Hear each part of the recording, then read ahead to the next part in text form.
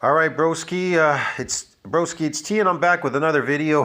It's on Jason Blaha again. He must have got pissed off. I did a video saying that bodybuilders are stronger than power lifters.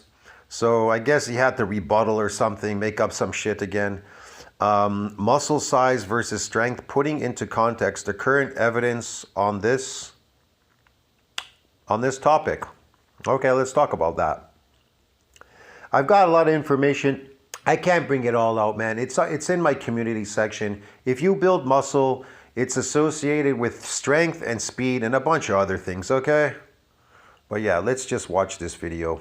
Hey everybody, it's Jason Blaha here, and thought I'd sit down and do another video for you guys. I'm gonna sip of water. You guys, forearm shot. All right, let's talk about this. You know, as we've been talking about these topics lately about size versus strength. I'm going to bring up some information in a second, size versus strength. Let's just talk about this, and I'll talk about power lifters and another modality. So stay tuned, because I'm about to pop it up. I'm going to explain to you another modality, how muscles can get damaged. Not just hypoxia, oxidative, or muscle injuries. They can injure another way, and you can get more muscle fibers. And I'll explain this and I'll prove it too. Watch this. More and more studies have come out looking at this, observational studies looking at these things. And when I say that you cannot separate size and strength. You can separate size and strength. You can separate it. I'm talking about lifting, your lifting strength, and you being bigger, being stronger. What I mean is muscle growth, muscle tissue, myofibrillar growth, or... Yeah, if you can actually get that, which is really difficult. I've told everybody has a myonuclear domain size limit. It's not getting damaged anymore because the repeat about effect protects muscle from damage. See what I mean? Contractile fibers of your muscles. The data that's coming out more and more and more, that at the tendon level, it may be as much as 100% of your strength. For a while, the data we were saying, look, you know, about 90% accounting for some different. He keeps saying strength. What do you mean by strength? Like like if you pull your arm, it won't tear and rip apart. That kind of strength. Like the structural integrity of the muscle is so strong that it won't tear apart. Like in powerlifting, where all these power lifters are fucking tearing all their muscles apart left and right, popping biceps and a whole bunch of shit. Look at Larry Wheels, popped his bicep too. All these people, you understand me? Because they're weak. They got a strong lift, but they have weak structural integrity, and that's why you get injured, because you have a weak body. You haven't conquered the body. You're so busy conquering the weights. How do you get structurally stronger? By causing massive injuries to your muscle fibers. So then the cracks and the domes, they fill up and then they get stronger. How do you make a bridge stronger when it gets stress fractures in it? Easy. You slap on more metal. And then if heavier trucks run over it now, even heavier than what it can even take with the new slabs, they get stress fractures. What do? Slap more metal over it so the integrity gets stronger. Otherwise, that bridge is going to collapse like you've seen on TV. All right. Factors, meaning because we were looking at levers and moment arms. More of the studies that are coming out, if you guys are digging into them, they're starting to find now that increased cross-sectional area of the contractile fibers of your muscles are responsible for possibly as much as 100%. It could be as low as 90%, right? Could be as low as 90%. But I don't know. You carry 40% in muscle in your body and have like what, 75%. That's why they can lift 10 times their body weight. Also could be 100. If you have real muscle, if you build real muscle, you're going to be super fucking strong out of this world like you can't even imagine. That if you build fake muscles and just take a molecule and get molecule strength, which I'll prove in a minute, then you're just full of shit. Percent of your strength at the tendon level, when your muscle contracts strength disparities beyond that, where you're like, well, this guy, the size versus strength isn't there, has to do with other factors outside of that.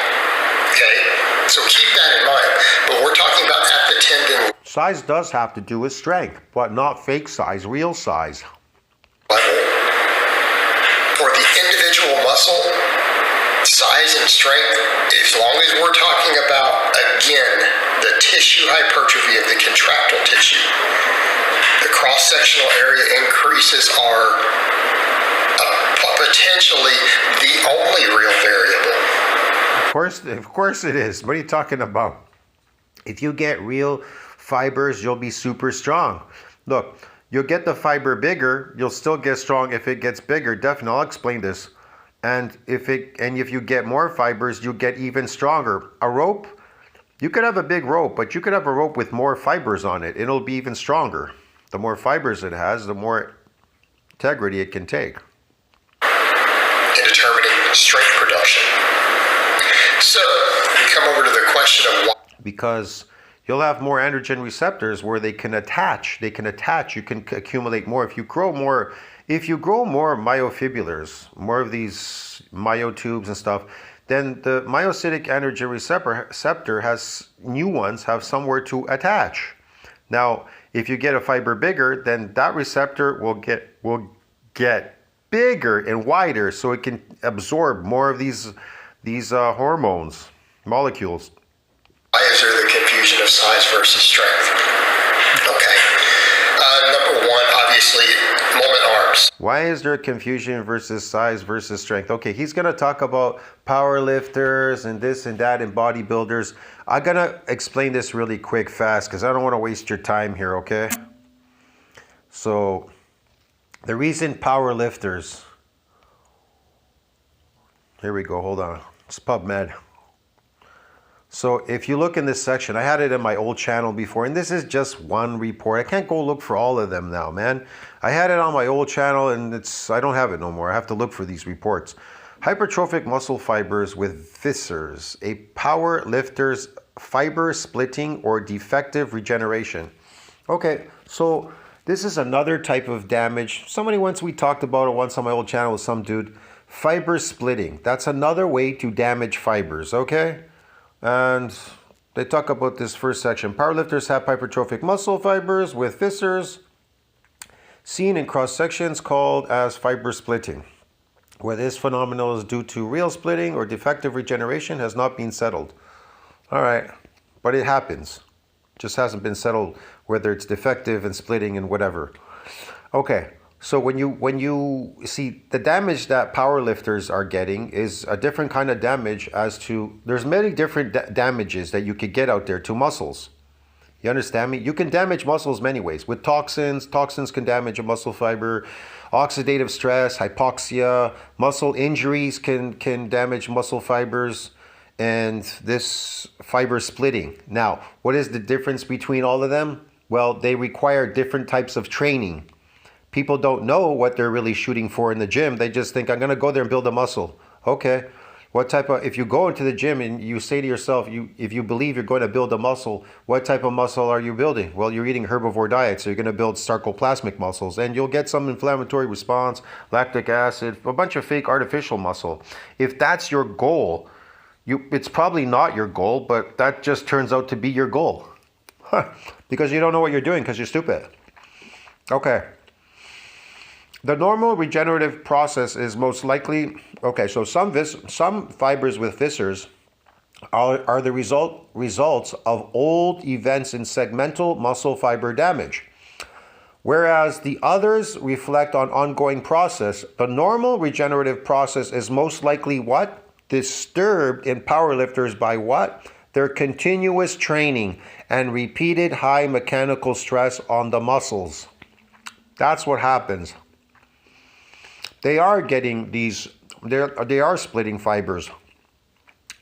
It says here, activation of satellite cells and formation of aberrant segments were also evident. We conclude that the so-called split fibers are due to defect regeneration.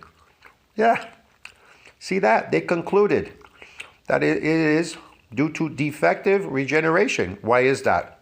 Because if you go to the bottom here, it says the reason why that is, the normal regenerative process is most likely disturbed in powerlifters. Why? Because they continuously train with repeated high mechanical stress on the muscles, not giving the muscle time to repair and remodel. You understand me? That is their fucking problem. That's a lot of the problem with a lot of people that go to the gym that don't know what the fuck they're doing. You understand me? Because they're fucking stupid. Yeah, man. Like it says here, some as such fibers had a mature staining profile, whereas other fibers indicated recent regeneration and or degeneration, recent degeneration and or regeneration. See that? So that is their main problem, okay? It's because they keep coming back continuously and they fuck up the regeneration. They call that branching. I can't remember where it was. I think it was in another report. They talk about it. It's actually, they branch, and so they're dead. They don't work. They're dead. They branch out like forks. You actually mess it up. So that's what happens. So if your goal is to split fibers, then you need to give it a repair and a remodeling, a regeneration cycle. It must regenerate. You understand me? So yes, you can split fibers doing powerlifting because it's a full body workout. But it's a different kind of damage you're doing there to split fibers. Now in bodybuilding, the main goal in that type of regeneration is muscle injury. Powerlifting, you would say fiber splitting because of the stress of that heavy weight you're lifting. Like you're trying to lift extremely heavy.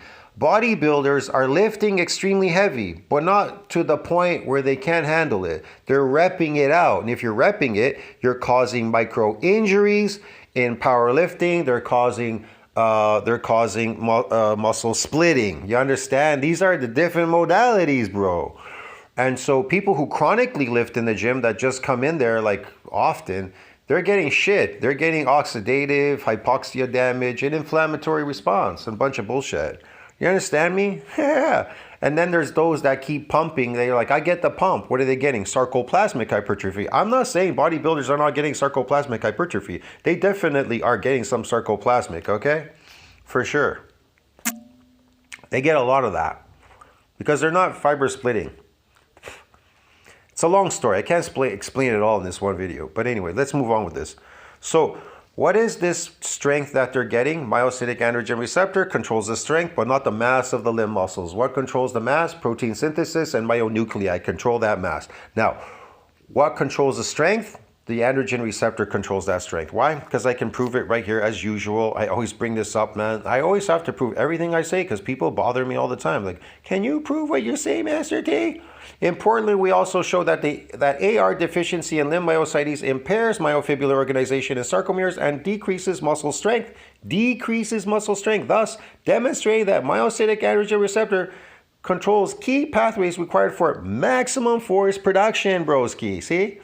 So, what is giving you this strength to lift something? The myocytic androgen receptor. So when these bodybuilders and powerlifters take steroids, that androgen is going to bind to these receptors, giving them more force production.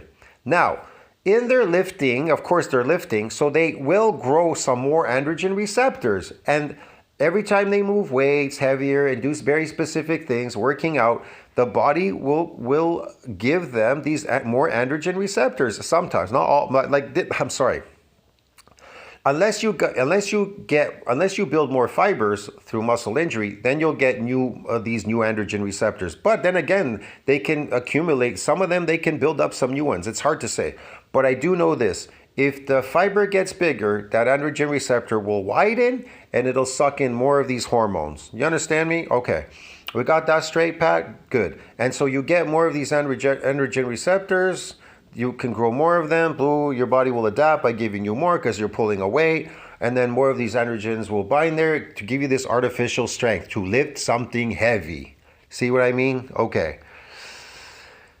They could go away really fast within 10 days if you don't keep practicing at lifting a heavy weight. Okay, what else is going to say? In a natural person, if you want to get these, again, protein synthesis exceeds that breakdown. You'll never build muscle if you don't exceed that breakdown. and you're just wasting your time. You're not going to get more mass on that myofibula if you don't do that. And if you do that, if you're in an anabolic growth state, nitrogen balance is even, your protein synthesis is exceeding this breakdown, there's no more breakdown anymore, you shut it off. You will suppress the catabolic hormone. The catabolic hormone will convert to an androgen, so it doesn't have to compete with the myocytic androgen receptor with other hormones. It won't compete, and so it'll add more hormones, and you'll be even stronger in the gym as a natural person, and you will build muscle. You will build muscle and get stronger, because it'll give you more androgen receptors because you're lifting. You'll the androgen, the catabolic hormone converted to an androgen, so it doesn't have to compete with the myocytic androgen receptor, and you'll be anabolic all the time and you'll be growing. But if you don't do that, you'll never build shit in a gym. That's all. You're just wasting your time there. Okay, end of that lesson for now. Let's go back to Jason Buha. Okay. Number one, obviously, moment arms, lever lengths. Okay. How long your arms and legs are. How long of a moment arm you're working against. In other words, even an inch of forearm, I have fairly long forearms. Your strict curl is going to be weaker with the same amount of bicep. Okay. Than someone with a shorter arm. Like this one's obvious, but it applies to all your big lifts too. All right, leverages. So your leverages in moment arms are a big factor. A smaller one could be where the tendon inserts. Can affect that. Okay, those are factors. So you have that. Then you have the, how come you got this bodybuilder? Nerves affect strength too. Nerves, tendons. If your tendons are weak, you may have a problem. You'll just feel pain in the tendons. The muscle could be still strong. I don't know. It's hard to say. But they usually get damaged along with the muscles and stuff, depending on what training you're doing. But bodybuilders are strong. Okay, in other words, you guys will see these bodybuilders using lots and lots and lots Of course bodybuilders are strong. They take steroids like powerlifters, like you idiot. You take steroids. They take them like you so that they can lift heavier weight because they think heavy weights build muscle. When in fact, what heavy weights do, you may get a few more adaptations by overcoming the repeated bout effect, and then you're able to overcome the myonuclear domain size limit. Yeah, so you can get the satellite cell to donate a couple more of these nuclei to further that domain, so you get a little bit more muscle, but not much, and you get a lot of sarcoplasmic hypertrophy because they're eating a herbivore diet. They're eating shitloads of carbs, and they're building up sarcoplasmic because they're repping. We know that high volume in my community section says they're trained people who train high volume get sarcoplasmic hypertrophy. You want me to bring this up, bro? People who train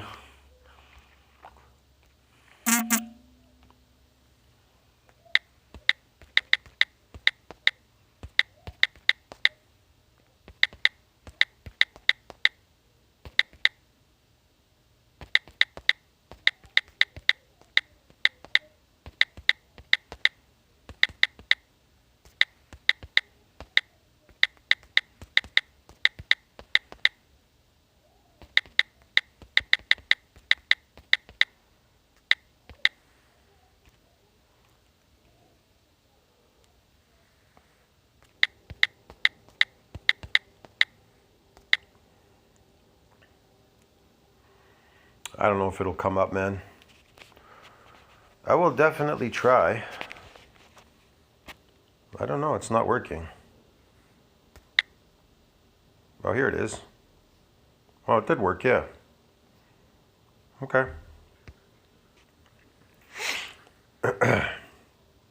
Muscle hypertrophy in response to 6 weeks of high volume resistance training in trained young men is largely what? Attributed to who? To sarcoplasmic hypertrophy. Do you understand what that means? That is an artificial type of muscle. That is an artificial type of muscle. It also is a training to get that. See the different modalities in training? Yeah, you can get this fake phony muscle. It's artificial. So you could get many splitting. You can get hypertrophy through muscle splitting. You can get it through muscle injury. a repair and remodeling there, cracks in the domes and all that, and myotubes. You can get it through sarcoplasmic hypertrophy, yeah. So yeah, there's many ways, fluidic stuff and whatever, a bunch of fluids and a bunch of other stuff. So yeah, man, but bodybuilders are strong. All right, let's go back to this. Using lots and lots and lots of stuff who are massive, and people are like, but they're moving light weights. What? So you see them move ahead. What? They move heavy weight. What are you talking about? They bench 500, 600, squatting 500, 600, sometimes 700. They deadlift 600, 700 or something, 800. They fucking lifting heavy weight, bro. What are you talking about? You must be insane. Bodybuilders, and they rep it. He's just jealous because I told him that bodybuilders are stronger than powerlifters because bodybuilders lift just as heavy, but bodybuilders can rep it out. And powerlifters can only do 1 PR. Anyway, okay. So you see them put a heavy weight on a barbell and ask them to bench it. Or, even an incline. How often have you seen a jacked bodybuilder, when they're put to the test, they put... Many, I see many of them when on off season, they lift shitloads of heavy weight, bro. What are you talking about? They're online everywhere, people showing off bodybuilders, lifting shitloads of weight. 405 on an incline and rep it. 405, I see them bench pressing 500 and shit. One guy even wrecked his stupid pec. Remember that guy with Larry Wheels, the bodybuilder? They got him to do 500, but he had a problem with his chest. He couldn't bend his arms or something, and he popped his chest. He could bench. He could still bench heavy. He was up to 400. Then he was going up to 500 or 600 or something when he popped his chest. What are you talking about? Yeah. I promise you most guys on an Olympia lineup can do that. There's so many jacked bodybuilders with Larry Wheels fucking doing heavy weight. This guy's so jealous. They are strong. You make them actually squat the weight, brace and everything and squat. How many of those guys can squat 600 for reps? All of them, even Bumstead is squatting 600 for reps. So what are you talking about? They're put on the spot and have to. They are strong.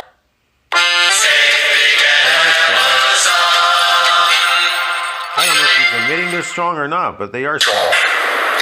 They just choose not to display it, and they choose a different training. What are you talking about? They display it, man. Even Dorian Yates displayed his lifting. Ronnie Coleman. A lot of these bodybuilders displayed their lifting. They lift shitloads of heavy weight. Look at Kevin Levrone. Even when he came back as an old man on steroids, he fucking lifting heavy weight, bro. Can bench fucking 500. What are you talking about? You must be an ignorant, bald little man. Style to go there, and they can get away with that with what they're doing. This guy's such a fake coach. Just like every time I have to correct this motherfucker is just ridiculous because he's so stupid. With all this stuff and everything. That's a factor. Number two, what people are missing is the appearance of size is not the same as size. All right? You'll see that all the time. I've seen that before all the time. The appearance of size is not the same as size. You mean the appearance of muscle may not be all muscle, like pure muscle. It may be fluid. Is that it? Well, this strong man or this big powerlifter didn't look that big compared to these bodybuilders too. You see them next to them, and then you realize a few things. Number one, the proportions. Bodybuilders work their show muscles usually a bit more than strength athletes, right? They work the show muscles more.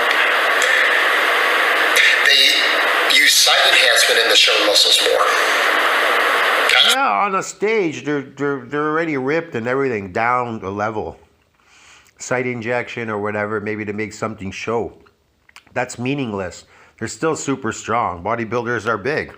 They take steroids like powerlifters, duh. One that people forget about. That also is a disparity between size and strength. Obviously, sight enhancement doesn't make you stronger, but it's also not muscle growth. Sight enhancement? I don't know. I just told you high volume is associated with sarcoplasmic hypertrophy. You understand me? Chronic lifting, trained people, they're people that are trained already. That is the problem with all of you. To even get a micro tear at this point, you'd have to get a new adaptation, or to split a fiber, you need a new adaptation. That is the difference. You may run out of these adaptations if you get to a certain lift, because you're not lifting beyond that to get any more adaptations. Now, you can get some of these things if you're unaccustomed to doing them, definitely, or doing them periodically. You may bring them back because of the repeated bout effect phenomena.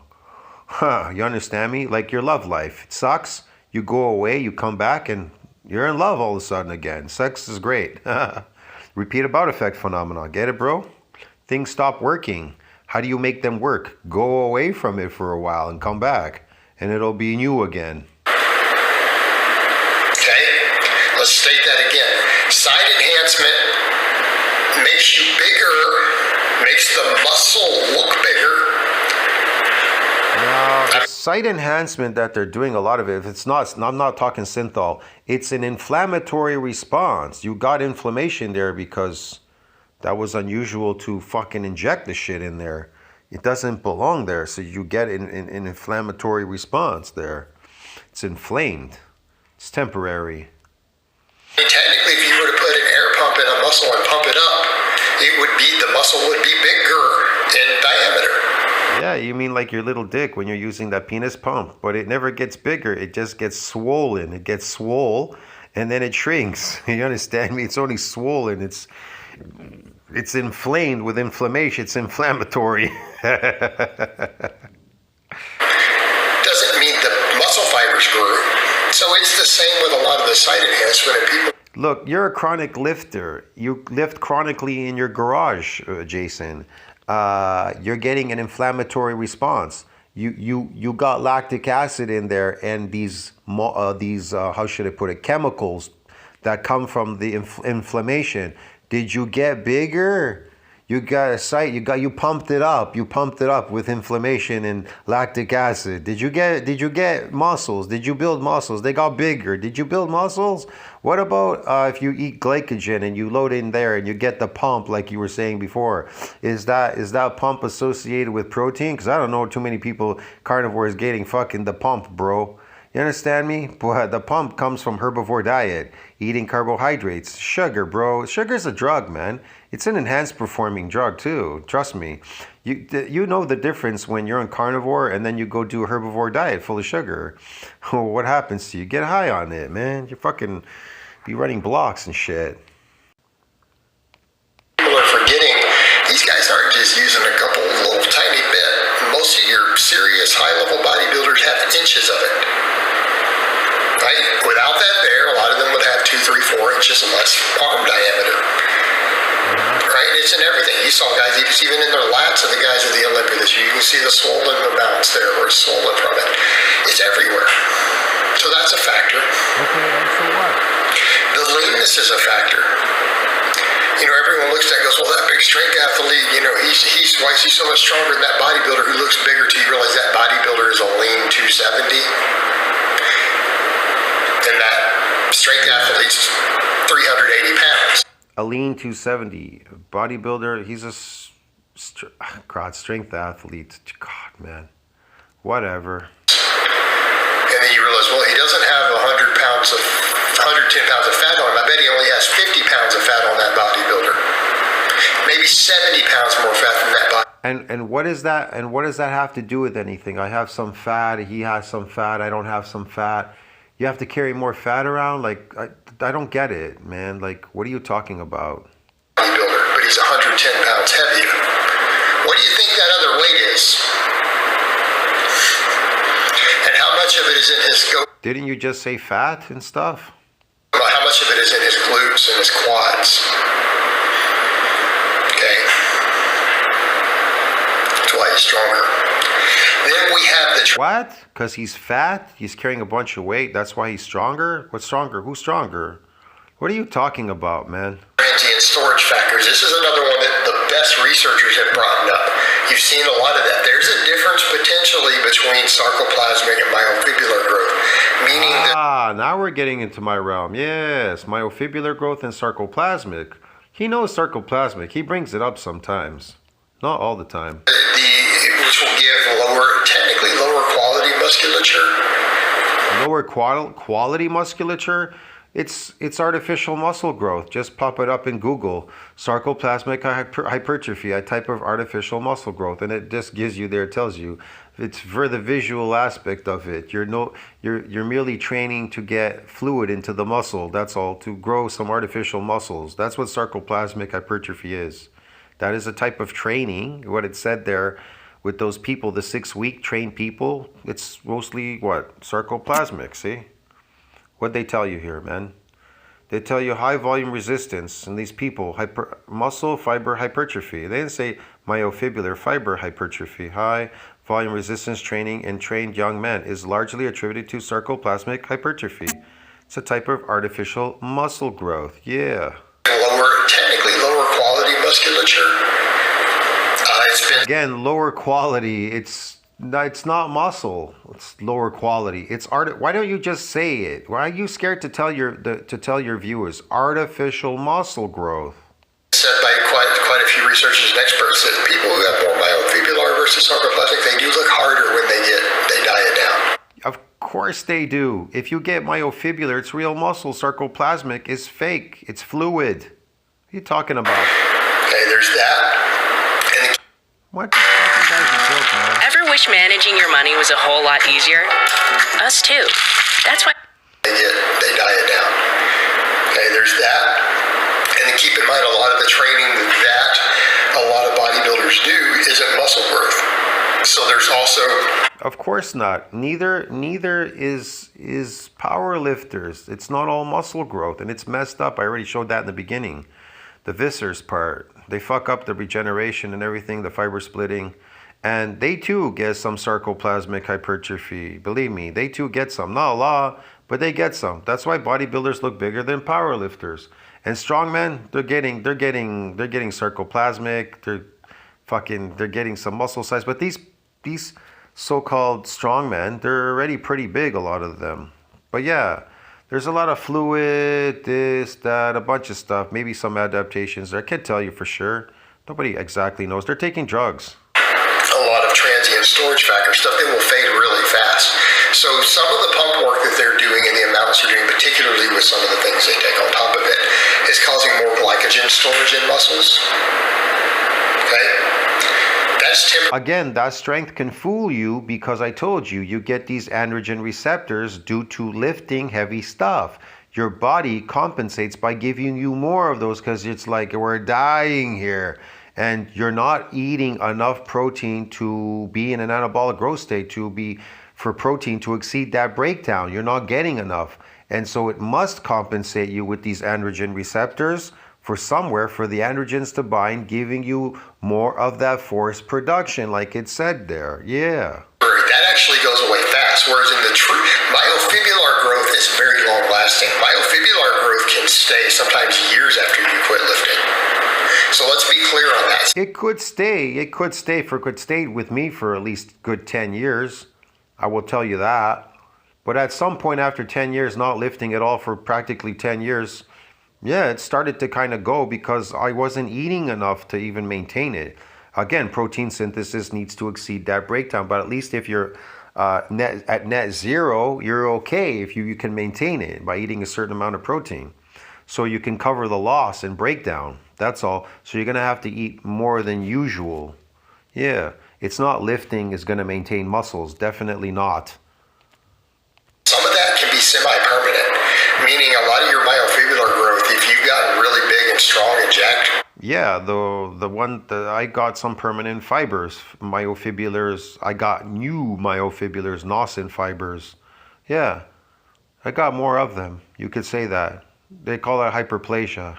I forgot. That doesn't exist in your world, hyperplasia. Isn't that what you're just saying right now, Coach Blaha?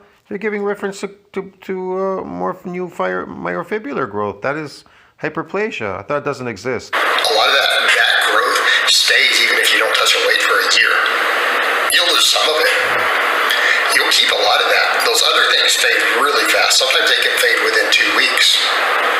So the guys who do a lot of the really high pump work and they carb up for all of it. Yeah, they carb up. If it's sarcoplasmic, yeah, you could lose it, but you can retain a lot of it and be on anabolics. They're not really building a lot on. They don't have that much muscle on them. Trust me. Look at Larry Wheels, he went down from his normal weight. He's usually like 270 or something. I don't know, around over 270. And he went down to 230. What is he then? Competition weight, 230. You think it was muscle he lost? And then he put on 53 pounds and he went even higher. He went up to 283 pounds. Where did it all go? In his muscles. He didn't get fat in 5 days. So where did it all go? It was absorbed in his muscles. They absorbed it as a form of sarcoplasmic hypertrophy because he was eating herbivore diet everywhere for the last 5 days. So is that real muscle? No, it's fake because no muscle could be built in 5 days. It's impossible. That glycogen storage, that can go away within a couple of weeks. It can be completely gone. Even if you've been doing it for 3 years straight and you quit doing that, then it goes, oh, I got all flat. Well, yeah, your muscles are holding less glycogen now. That's it. You've been training them to hold glycogen. But that's temporary. It comes fast and it goes away fast. It can also be regained quickly. So usually when guys are like, oh, I didn't get to the gym or I've detrained, that's what you're seeing different. That's what they're losing. Okay. That's all of you people. I'm losing my gains. Blaha has no gains though. Look at him. He's ordinary with his 12-inch arms. So understand the difference. So when it comes down to the fundamental tissue level of actual real contractile tissue growth, there isn't a difference between size and strength. There's other factors, but then also the thing that people are forgetting, there's the coordination and neural drive. So that's talking about the strength of a muscle here, especially on a small movement, a single joint movement locked in. On a big movement, there's also coordination, right? There is coordination. In other words, if I love this coordination. It's coordination, bro. It's coordinated to get these things. Yeah, okay. He's making this stuff up. you build every individual muscle in a squat separately with small movements, You build muscle in a squat. Again, would be sarcoplasmic if you're stating you're building muscle or inflammatory response muscles. your strength potential may be high, but until you learn to move your body and contract multiple muscles at the same time, you still won't be able to perform. Let's just get one thing straight here, goofball coach. Weights do not build muscles, okay? But they can build artificial muscles, though. Fake ones, like sarcoplasmic. Well, they aid in it. Let's just say this. They don't build them either. Glycogen builds it, but the weight helps you. When you move the weight around, it helps to absorb it. So there's that factor as well. So again, that is kind of an important and relevant topic when it does come to strength, is the skill component. And the skill has to do with the ability to use your body to actually recruit those muscles coordinated with each other. So that's a factor as well. But when it comes to the actual just raw root strength that you're capable of producing, barring your individual leverages, it really is it is a matter of muscle growth. And the data that has been confirming this as the equipment and measurements have gotten better has gone up. Like it has gone more and more in that direction to where some of the newer studies are saying that kind of seems to possibly actually be the only frugal factor, the only measurable one. All right, guys, well, that's really all I have to say on that today. I don't know, man. That was wrenching to listen to and have to fix. This is ridiculous, man. I'll see you in the next video. Muscle strength, muscle size versus strength. Christ, man. If it's real muscle, it makes you stronger too as well. You get more of these androgen receptors. They definitely helps, okay? But yeah, it's hard to explain lifting strength and being physically structurally stronger, making your body structurally stronger, and also being good at lifting something heavy is based on androgen receptor strength. It isn't based on mass. Doesn't control the mass. What controls the mass and these other things? How do you get more androgen receptors? Well, you start lifting weights. Your body compensates. It adapts by giving you more of these androgen receptors. How are they formed? Through proteins. That's all. It's really simple. They can widen, they can shrink, you can get more of them, and the androgens bind to it, giving you that maximum force production like it said. That's it, bro. Get it? It's not fucking, this isn't rocket science, bro. I'll see you in the next one. Ciao, bro.